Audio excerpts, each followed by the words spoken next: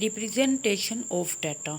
Tabulation data को represent करने का एक गुड वे है, लेकिन कुछ लोग फिगर्स को पसंद नहीं करते, इसलिए हम डायग्राम और ग्राफ या चार्ट की सूरत में डाटा को रिप्रेजेंट करते हैं।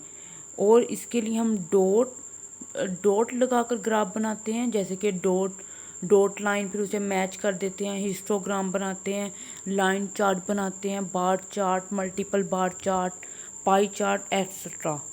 ग्राफ्स और डायग्राम डाटा को बहुत ब्यूटीफुल और चार्मफुल वे में शो करने के लिए बनाई जाती हैं, और इनसे देख के रीडर के माइंड पे ज़्यादा देर तक याद रहता है कि कैसे कि उसने डायग्राम देखी थी।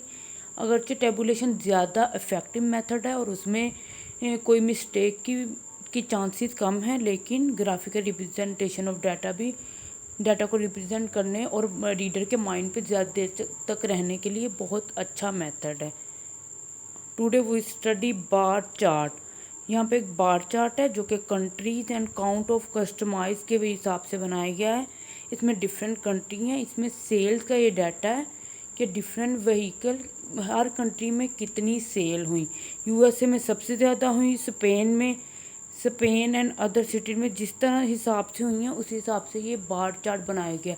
बार चार्ट क्या है? बार चार्ट में हम हॉरिजॉन्टल और वर्टिकल लाइन ड्रा करते हैं, और उसके अलावा हर बार की विड्थ एक जितनी होती है और उसकी लेंथ डिफरेंट हो सकती है, और उसकी लेंथ, उसकी फ्रीक्वेंसी, वैल्यू, उसकी फ्रीक्वेंसी कितनी है उसके हिसाब से बनाई जाती है। और हर बार के दरमियान स्पेस है वो इतनी होनी चाहिए कि बार की विड्थ से कम हो, और इस तरह बार ना तो बहुत ज़्यादा नैरो और लॉन्ग होनी चाहिए और ना ही बहुत ब्रॉड मतलब फैली हुई और शॉर्ट होनी चाहिए। Horizontal bar chart time series और क्वालिटेटिव डाटा के लिए बेस्ट है। टाइम सीरीज डाटा यानी एक टाइम के हिसाब से जब हम डाटा को अरेंज करके उसके बार बनाएं तो वो टाइम सीरीज के लिए ये बेस्ट है।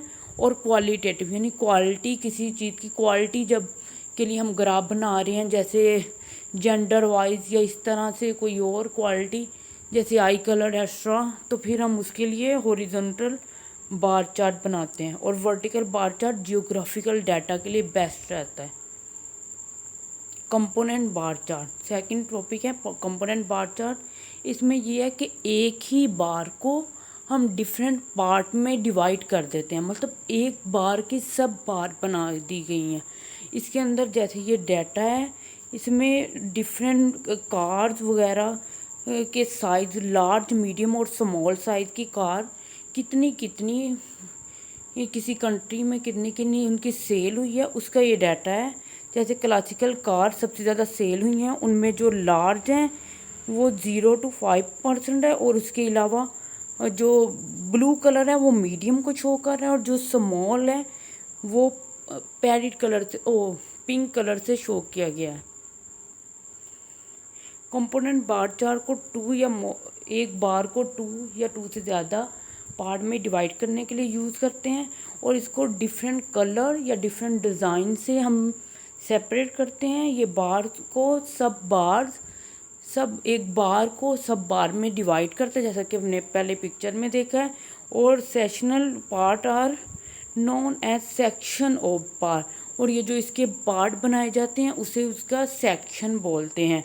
और ये परसेंटेज एक बार की कितने कितने % एक वैल्यू को डिवाइड किया गया है डिफरेंट पार्ट में उसे शो करता है।